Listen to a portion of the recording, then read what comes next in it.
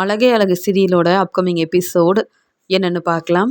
சுரேஷுக்கு Thangaraj phone பண்ணுறாரு. என்ன சுரேஷு, அழகுமதி வீட்டுக்கு வந்துட்டாங்களா அப்படின்னு கேட்கும்போது, ஆமாம் தங்கராஜ் மாமா, நான் தான் அழகுமதியை காலேஜிலேருந்து வீட்டுக்கு கூப்பிட்டு வந்தேன்னு சொல்லும்போது, என்ன சுரேஷு நீ இதெல்லாம் செய்யணுமா அப்படின்னு கேட்குறாரு தங்கராஜ். இல்லை, அழகுமதி ரொம்ப மனசு வேதனைப்படுறாங்கன்னு மலரணி ஃபோன் பண்ணி சொன்னாங்க. அதனால தான் அழகுமதியை பார்க்குறதுக்காக காலேஜுக்கு போயிருந்தேன். அழகுமதியை வீட்டுக்கு கூப்பிட்டு வந்தேன்னு சொல்லும்போது, நீ அழகுமதி மேலே ரொம்ப அக்கறையாக தான் இருக்க. அழகுமதியும் உன்னை புரிஞ்சுக்கணுன்றதுக்காக தான் காலேஜுக்கு போனேன், அந்த சார்கிட்ட பேசினேன்.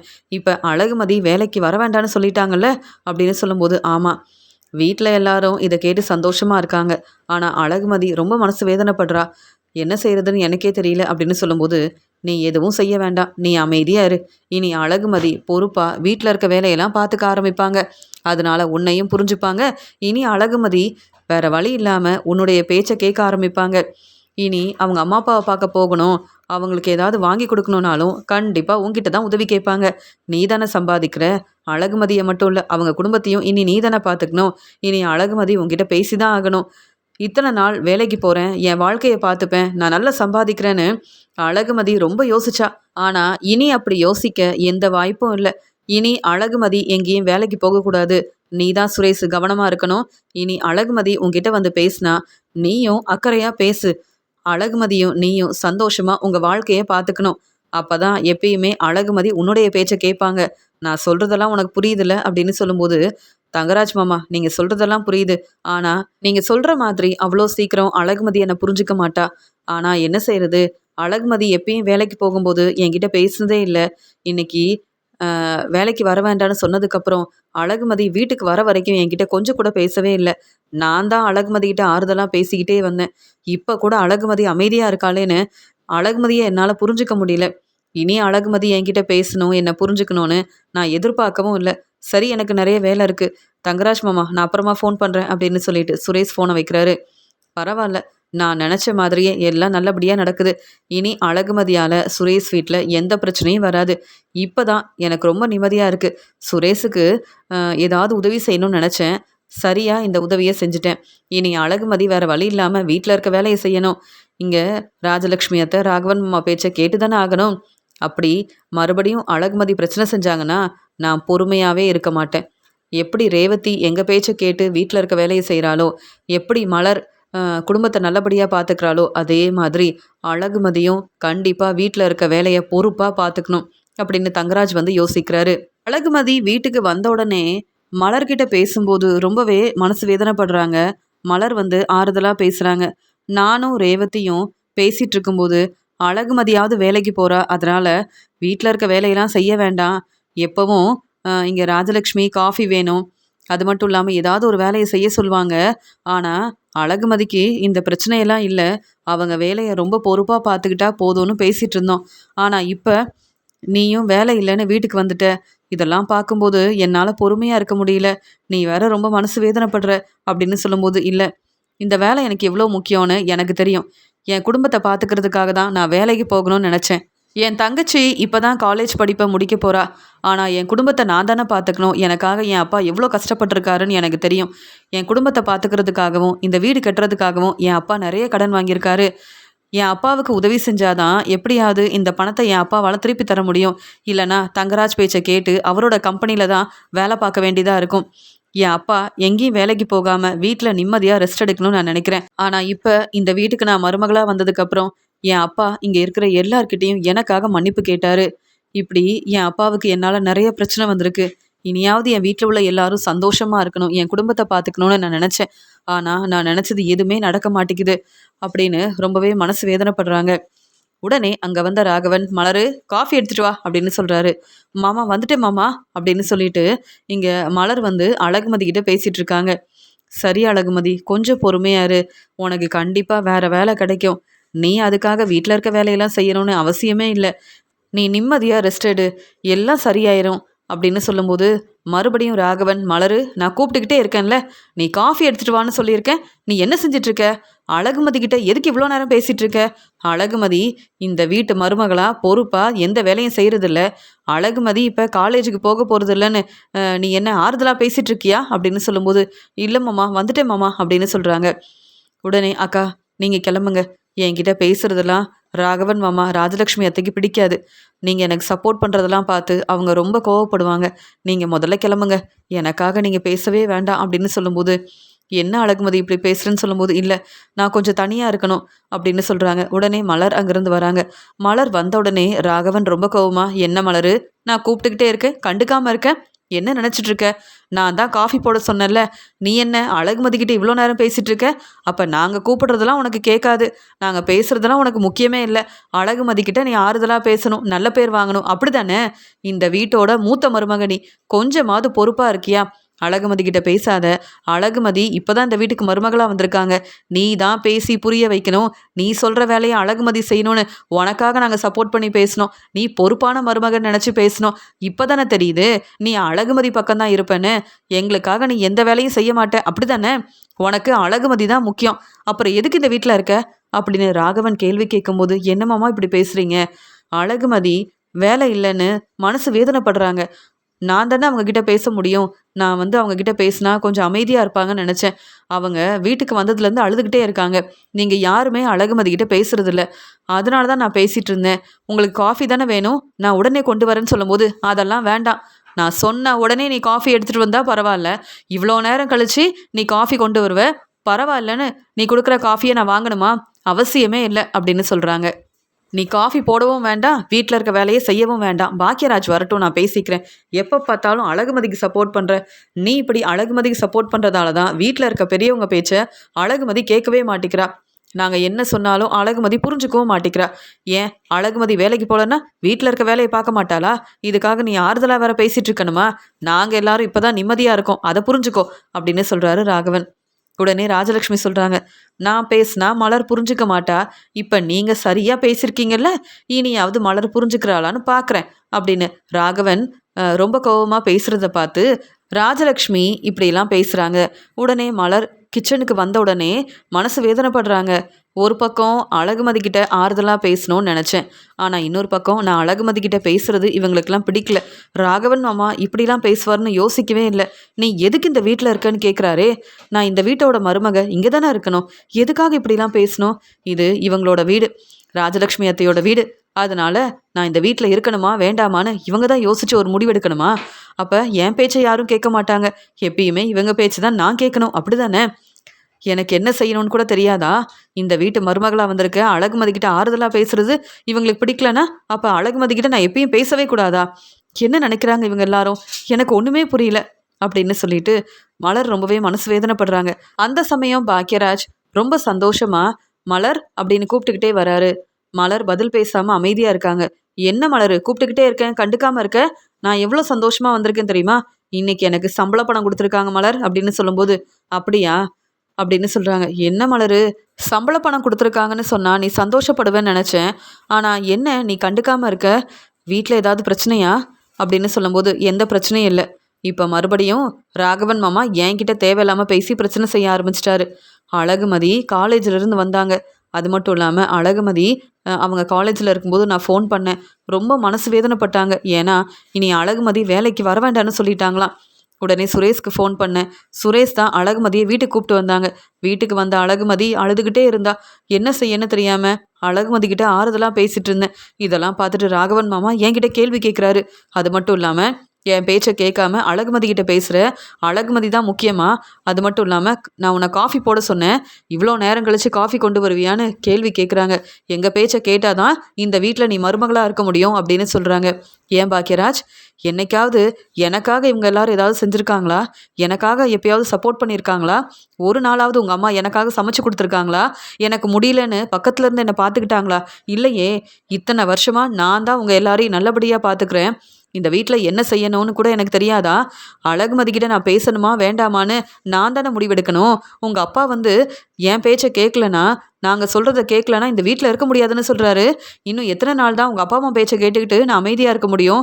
என்னால் இதுக்கு மேலே பொறுமையாக இருக்க முடியாது பாக்கியராஜ். நான் எவ்வளவோ பொறுமையாக இருந்துட்டேன். அழகுமதி கிட்ட பேசக்கூடாதுன்னு சொன்னால் நான் பேசவே கூடாதான். என்ன பாக்கியராஜ் இதெல்லாம்? இதில் நீங்கள் வேற எனக்கு சம்பள பணம் வந்திருக்குன்னு சொல்கிறீங்க. ஏன் இந்த பணத்தை அப்படியே என்கிட்ட கொடுக்க போறீங்களா? இல்லையே. கொஞ்ச நேரத்தில் ராகவன் மாமா இந்த பணத்தை வாங்கிட போறாரு. அப்புறம் எதுக்கு என்கிட்ட வந்து பேசுறீங்க? இதில் நான் சந்தோஷப்பட எதுவுமே இல்லையே.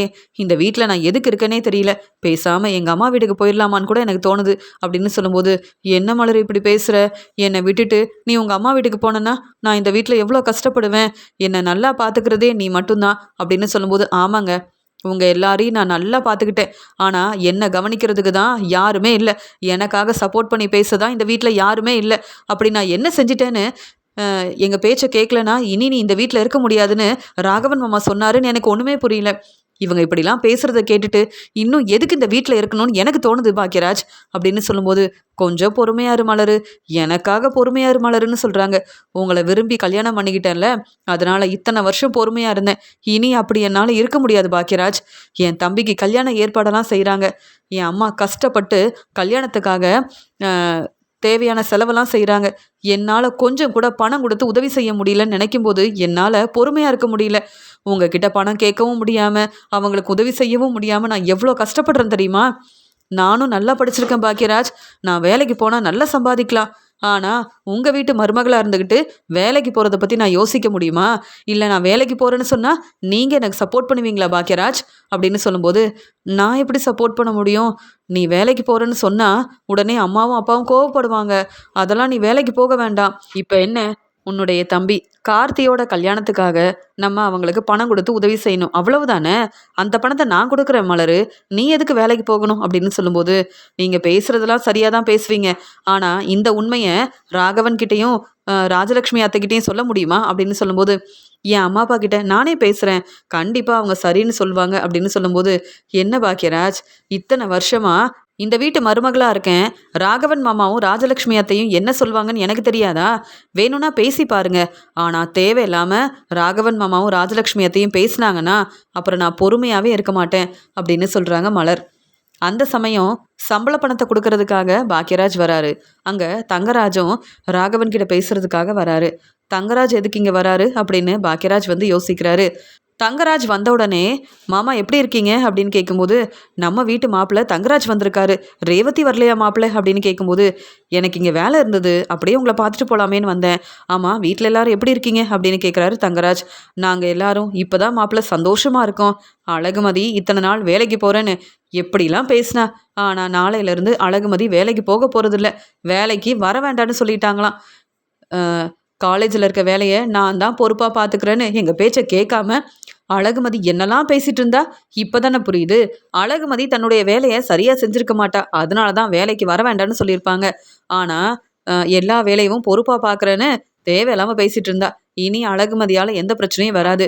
நாளையிலேருந்து அழகுமதி வீட்டில் இருக்க வேலையை பார்க்கணுன்னு நானே பேச போகிறேன் மாப்பிள்ளை அப்படின்னு சொல்லும்போது, சரியத்த, இனி அழகுமதியால் எந்த பிரச்சனையும் வராது, நீங்கள் கவலைப்படாமல் இருங்க அப்படின்னு தங்கராஜ் பேசிகிட்டு இருக்கும்போது, உடனே பாக்கியராஜ் வந்து, மலரு தங்கராஜ் வந்திருக்காரு, காஃபி எடுத்துகிட்டு வான்னு சொல்லும்போது, உடனே மலர் வராங்க, தங்கராஜை பார்க்குறாங்க. உங்களுக்கே காஃபி கொடுக்கக்கூடாதுன்னு நினச்சேன், இனி தங்கராஜுக்கு வேற காஃபி கொண்டு வந்து கொடுக்கணுமா அப்படின்னு மலர் ரொம்ப கோபமாக பார்க்குறாங்க. வேற வழி இல்லாமல் அமைதியாக காஃபி எடுத்துகிட்டு வராங்க. காஃபி எடுத்துகிட்டு வந்த உடனே, என்ன மலரு, தங்கராஜ் மாப்பிள்ளைக்கு மட்டும் காஃபி கொண்டு வந்திருக்கேன், நாங்களும் இங்கே தானே இருக்கோம் அப்படின்னு சொல்கிறாங்க ராஜலக்ஷ்மி. இல்லை அத்தை, ஏற்கனவே ராகவன் மாமா காஃபி கேட்டார், காஃபி கொண்டு வர கொஞ்ச நேரம் ஆயிடுச்சு. உடனே நீ காஃபி போட வேண்டாம், இனி எனக்காக நீ காஃபி கொண்டு வர வேண்டான்னு சொன்னார். அதான் இப்போ யோசிச்சு பார்த்தேன், இப்போ கொண்டு வந்தாலும் ராகவன் மாமா இதே மாதிரி பேசுவார், எதுக்கு தேவையில்லாமல் காஃபி கொண்டு வரணும்னு தங்கராஜ் அண்ணனுக்கு மட்டும் காஃபி கொண்டு வந்தேன்னு சொல்லும்போது, உடனே ராகவன் ரொம்ப கோபமாக மலரை பார்க்குறாரு. என்ன மலரு, எதிர்த்து பேசுறியா? நீ என் வீட்டில் இருக்க, அது மட்டும் இல்லாமல் நான் தான் இந்த குடும்பத்தை பார்த்துக்கிறேன், எனக்கு நீ காஃபி தர வேண்டான்னு நீ ஏன் யோசிக்கிற? நீ எப்படி இதெல்லாம் பேசலாம் அப்படின்னு சொல்லும்போது, நான் சரியாக தானே மாமா பேசுகிறேன், காஃபி கொண்டு வந்தா வேண்டான்னு சொல்வீங்க, இப்போ காஃபி எனக்கும் வேணும்னு சொன்னால் தானே காஃபி போட்டு கொண்டு வர முடியும். நீங்கள் சொல்கிற வேலையை தானே இத்தனை வருஷமாக செய்கிறேன், அதனால் நீங்கள் சொன்னால் மட்டும்தான் இந்த வேலையை செய்ய முடியும் அப்படின்னு சொல்கிறாங்க மலர். உடனே தங்கராஜ் மலரை பார்க்குறாரு. ஒரு பக்கம் அழகுமதி அமைதியாக இருக்காங்கன்னா, இன்னொரு பக்கம் மலர் பேச ஆரம்பிச்சிட்டாலே, என்னாச்சு, மலர் எதுக்காக இப்படி எல்லாரும் எதிர்த்து பேசுகிறா, இதெல்லாம் சரியில்லையே அப்படின்னு யோசித்த தங்கராஜ், என்ன பாக்கியராஜ், மலர் பேசிகிட்டு இருக்கும்போது அமைதியாக இருக்க, மலர்கிட்ட இப்படிலாம் பேசக்கூடாதுன்னு சொல்ல மாட்டியா, இல்லை மலர் பேசுகிறது எல்லாமே சரிதான் அப்படின்னு நின்று அமைதியாக கேட்டுட்ருக்கியா அப்படின்னு சொல்லும்போது, அப்படிலாம் இல்லையே, மலர் வந்து ஏதோ ஒரு கோவத்தில் இப்படி பேசிட்டா அவ்வளவுதான்னு சொல்லும்போது, எப்போ பார்த்தாலும் இந்த பாக்கியராஜ் இப்படி தான் மலருக்கு சப்போர்ட் பண்ணிகிட்டே இருக்கான் தங்கராஜ் மாப்பிள்ள அப்படின்னு சொல்கிறாங்க ராஜலக்ஷ்மி. என்ன கூட நேற்று மலர் எதிர்த்து பேசினா, நீங்களும் தேவையில்லாமல் என்கிட்ட பிரச்சனை செய்கிறீங்க, இருந்தாலும் நான் பொறுமையாக தானே இருக்கேன், உங்களை எதிர்த்து பேசலையேன்னு என்கிட்ட கேள்வி கேட்குறா. இன்னைக்கு என் வீட்டுக்காரர் ராகவன் கிட்ட தேவையில்லாமல் பேசி பிரச்சனை செய்கிறா அப்படின்னு சொல்லும்போது, அம்மா போதுமா, ஏமா சின்ன பிரச்சனையை பெருசாக்குறீங்க, அமைதியா இருங்கம்மா அப்படின்னு சொல்றாரு பாக்கியராஜ். பாக்கியராஜ், நீ ரொம்ப இடம் கொடுக்குற மலருக்கு, நீ ரொம்ப மலருக்கு சப்போர்ட் பண்ற, அதனால தான் மலர் என்ன வேணாலும் பேசலான்னு இப்படி பேசிட்டு இருக்கா அப்படின்னு சொல்லும்போது, அப்பா எனக்கு சம்பளம் வந்திருக்கு, இந்த பணத்தை கொடுக்கறதுக்காக தான் வந்தேன், நீங்கள் இப்படி தேவையில்லாமல் பேசினா எப்படின்னு சொல்லும்போது, அப்படியா பாக்கியராஜ், அந்த பணத்தை கொடு, இப்போ தான் சந்தோஷமாக இருக்குது, உனக்கு ஏற்கனவே பெரிய வேலை கிடச்சிருக்கு, அப்போ சம்பள பணமும் நிறைய வந்திருக்கும் அப்படி தானே அப்படின்னு கேட்கும்போது, அப்பா அதெல்லாம் நீங்கள் சொல்கிறது சரிதான், இங்கே வந்து கார்த்தியோட கல்யாண ஏற்பாடெல்லாம் செய்கிறாங்க, இங்கே கார்த்தி கல்யாணத்துக்கு நாங்களும் ஏதாவது செய்யணும்லப்பா, அவங்க அந்த கல்யாண ஏற்பாடை செய்கிறதுக்காக வெளியில் கடன் வாங்கியிருக்காங்க, அதனால் மலரும் நானும் கொஞ்சம் பணம் கொடுக்கணும்னு நினைக்கிறோம், அதனால் இதுலேருந்து நான் பணம் எடுத்துக்கிறேன்ப்பா அப்படின்னு சொல்லும்போது, என்ன பாக்கியராஜ் உனக்கு வேறு வேலை இல்லை, நமக்கே நிறைய பிரச்சனை இருக்குது, மலரோட வீட்டு பிரச்சனையை பற்றி நீ எதுக்கு யோசிக்கிற, அது மட்டும் இல்லாமல் கார்த்திக்கு அவங்க கல்யாணம் வச்சாலும் வைக்கலனாலும் நீ எதுக்கு யோசிக்கிற, இதில் உனக்கு என்ன பிரச்சனை, மலர் ஏதாவது செய்யணும்னா மலர் வந்து பார்த்துக்கிட்டுமே அப்படின்னு சொல்லும்போது, மலர் என்னப்பா வேலைக்கா போகிறா, மலர் எப்படிப்பா அவங்க அம்மாவுக்கு உதவி செய்ய முடியும், இந்த கல்யாணத்துக்கு பணம் கொடுக்க முடியும் அப்படின்னு சொல்கிறாரு பாக்கியராஜ். அதான் சொல்கிறேன், மலர் வேலைக்கு போகலல்ல, நம்ம வீட்டில் தானே மருமகளாக இருக்கா, அவங்க வந்து கல்யாணத்தை பற்றி நம்மக்கிட்ட பேசட்டும், என்ன செய்யணும்னு நான் சொல்கிறேன், அப்புறமா இதை பற்றி பேசிக்கலாம், இப்போவே எதுக்கு யோசிக்கிறீங்க அப்படின்னு சொல்லிட்டு பாக்கியராஜ் கிட்ட இருந்து எல்லா பணத்தையும் ராகவன் வாங்குறாரு. இதை பார்த்துட்டு இருக்க தங்கராஜ் வந்து ரொம்ப சந்தோஷமா, ஆமாம் மலர் வேலைக்கு போகிறதில்ல, அப்புறம் மலர் பேசுகிறத பாக்கியராஜ் கேட்கவே கூடாது, பாக்கியராஜ் மலருக்காக நீ எதுக்கு இதெல்லாம் செய்யணும், நீ அமைதியா இரு, என்ன செய்யணும்னு ராகவன் மாமாவும் ராஜலட்சுமி அத்தையும் சொல்லுவாங்க, அவங்க பேச்சை மலர் கேட்டா போதும், நம்ம வீட்டுக்கு மலரோட அம்மாவும் தம்பியும் வரவே கூடாதுன்னு நான் சொல்லியிருக்கேன், இப்போ மலரோட தம்பி கார்த்தியோட கல்யாணத்துக்காக நீங்க செலவு செய்யணுமா, நீங்க பணம் கொடுத்து உதவி செய்யணுமா, இதெல்லாம் உங்களுக்கு தேவையா அப்படின்னு தங்கராஜ் பேசும்போது அவ்வளோ நேரம் பொறுமையா இருந்த மலர் ரொம்ப கோபமா சொல்றாங்க, ராகவன் மாமா என்ன சொன்னீங்க, நான் வேலைக்கு போறதில்ல, அதனால உங்க பேச்சை கேட்கணும் அப்படிதானே, நான் வேலைக்கு போனால் உங்கள் பேச்சை கேட்க வேண்டிய அவசியம் இல்லை, நான் சம்பாதிக்கிற பணத்தை என் அம்மா கிட்ட கொடுக்கலாம், என் தம்பி கல்யாணத்துக்காக உதவி செய்யலாம் அப்படிதானே அப்படின்னு சொல்லும்போது உடனே தங்கராஜ் வந்து யோசிக்கிறாரு, என்ன மலர் இப்படியெல்லாம் பேசுகிறாளே அப்படின்னு யோசிக்கும்போது உடனே ராஜலக்ஷ்மி சொல்கிறாங்க, மலர் நீ வேலைக்கு போக போகிறதும் இல்லை, அதனால உங்கள் வீட்டில் உள்ள எல்லாருக்கும் நீ சப்போர்ட் பண்ண போகிறதும் இல்லை, எதுக்கு தேவையில்லாமல் பேசுகிற, கிச்சனில் வேறு வேலை இருந்தால் பார்க்குறியா, இப்போ நான் சொல்கிறேன் எங்களுக்கு காஃபி வேணும், காஃபி போட்டு எடுத்துகிட்டு வரியா அப்படின்னு சொல்கிறாங்க, அத்தை போதும் அத்தை, உங்கள் பேச்சை கேட்டுக்கிட்டே இருந்தா கிச்சனில் காஃபி போடணும், உங்களுக்கு சாப்பாடு செய்யணும், நீங்கள் சொல்கிற வேலையை செஞ்சுக்கிட்டே இருக்கணும், என் குடும்பத்துக்காக நான் எதுவுமே செய்ய முடியாது, அப்படி எதுக்காக உங்களுக்காக நான் வேலை செய்யணும், எதுக்கு உங்களை பற்றி யோசிக்கணும், என் தம்பி கார்த்தியோட கல்யாணத்துக்கு எந்த உதவியும் செய்ய வேண்டான்னு சொல்கிறீங்க, நீங்கள் சொல்கிற பேச்சை பாக்கியராஜ் அப்படியே கேட்குறாரு, இனி உங்கள் பேச்சை கேட்டு எந்த அவசியமும் இல்லை, நானும் வேலைக்கு போகிறேன், என் குடும்பத்துக்காக கண்டிப்பாக நான் வேலைக்கு போவேன், நல்லா சம்பாதிப்பேன், என் குடும்பத்தை பார்த்துப்பேன், இனி உங்கள் பேச்சை கேட்க வேண்டிய அவசியம் எனக்கு இல்லை அப்படின்னு சொல்லும்போது, என்ன மலரு நீ நினச்ச உடனே உனக்கு வேலை கிடச்சிருமான்னு கேட்குறாரு தங்கராஜ். கண்டிப்பாக கிடைக்கும், நான் நல்லா படிச்சிருக்கேன், எனக்கு நிறைய திறமை இருக்குது, எனக்கு கண்டிப்பாக வேலை கிடைக்க தான் போகுது அப்படின்னு சொல்லிட்டு மலர் அங்கேருந்து கிளம்புறாங்க. உடனே இங்கே தங்கராஜ் சொல்கிறாங்க, மலர் ஏதோ கோவத்தில் பேசிகிட்டு இருக்கா, மலருக்கு வேலை கிடைக்க போகிறதும் இல்லை, மலர் வேலைக்கு போக போகிறதும் இல்லை, என்ன பாக்கியராஜ் மலர் பேசுகிறத கேட்டுட்டு அமைதியாக இருக்க, மலர்கிட்ட பேசி நீ தான் புரிய வைக்கணும்னு சொல்கிறாரு தங்கராஜ். தங்கராஜும் ராகவனும் இப்படிலாம் பேசுகிறத கேட்டு அடுத்த நாள் மலர் உடனே நமக்கு ஒரு வேலை கிடைக்கணும், அதுக்காக எல்லா ஏற்பாடையும் செய்யணும்னு அங்கே வீட்டிலேருந்து கிளம்புறாங்க. ராகவன் வந்து ராஜலக்ஷ்மி மலர் எங்கே கிளம்புறான்னு கேட்கும்போது, எனக்கு என்னங்க தெரியும், கோயிலுக்கு போவா அப்படின்னு சொல்கிறாங்க. இல்லை ராஜலக்ஷ்மி இங்கே வந்து பாரு அப்படின்னு கேட்கும்போது மலர் தன்னுடைய வேலைக்காக கிளம்புறாங்க. மலர் எங்கே கிளம்புறேன்னு சொல்கிறாங்க. எனக்கு வேலை கிடைக்கணும்ல, வீட்டிலே இருந்தால் எப்படி வேலை கிடைக்கும், என்னுடைய திறமை என்னன்னு உங்களுக்கு புரியணும்ல, என் குடும்பத்தை நான் தானே பார்த்துக்கணும், என் அம்மாவும் தம்பியும் இந்த வீட்டுக்கு வரக்கூடாது, அவங்களுக்கு நான் உதவி செய்யக்கூடாதுன்னு நீங்கள் மட்டும் இல்லை தங்கராஜும் பேசுகிறத கேட்டுட்டு அமைதியாக இருக்கணுமா, இனி நான் வேலைக்கு போக தான் போகிறேன் அப்படின்னு சொல்லிட்டு இங்கே வேலைக்காக அங்கே மலர் கிளம்புறாங்க. கொஞ்ச நேரம் கழிச்சு மலர் வீட்டில் உள்ள எல்லாருக்கும் ஸ்வீட்டெல்லாம் வாங்கிட்டு வராங்க. மலருக்கு வேலை கிடச்சிருச்சுன்ற உண்மையை வீட்டில் எல்லார்கிட்டேயும் சொல்கிறாங்க. இதை கேட்டுட்டு ராகவன் வந்து, மலருக்கு வேலை கிடச்சிருச்சா? மலர் நாளையிலேருந்து வேலைக்கு போக போகிறாளா? என்ன ராஜலக்ஷ்மி இதெல்லாம் அப்படின்னு சொல்லும்போது மலர் சொல்கிறாங்க, பாக்யராஜ், நானும் இனி வேலைக்கு போகிறேன். கிச்சனில் இருக்க வேலையை என்னால் செய்ய முடியாது. அதனால் இனி ராகவன் மாமாவுக்கு தேவையான சாப்பாடை நீங்கள் சமைச்சு கொடுக்கணும். ராகவன் மாமா காஃபி கேட்டால் நீங்கள் தான் காஃபி போட்டு கொடுக்கணும். என்னால் உங்களுக்கு இனி வேலை செய்ய முடியாது அப்படின்னு ரொம்ப சந்தோஷமாக மலர் வேலைக்கு கிளம்புறாங்க. மலர் வேலைக்கு போகிறத பார்த்துட்டு பதில் பேச முடியாமல் இருக்காரு ராகவன். நான் தான் தேவையில்லாமல் பேசிட்டேன், அதனால் மலர் என் பேச்சை கேட்காம இப்போ வேலைக்கு போக ஆரம்பிச்சிட்டாளே அப்படின்னு பதட்டமாக யோசிக்கிறாரு ராகவன். தங்கராஜுக்கும் ராகவனுக்கும் சரியான பதில் கொடுக்கறதுக்காக நான் கண்டிப்பாக இந்த வேலைக்கு போகணும், எனக்கு வேலை கிடச்சிருச்சு, சந்தோஷமாக நான் என் வேலையை பார்க்குறேன் அப்படின்னு ரொம்பவே சந்தோஷப்படுறாங்க மலர்.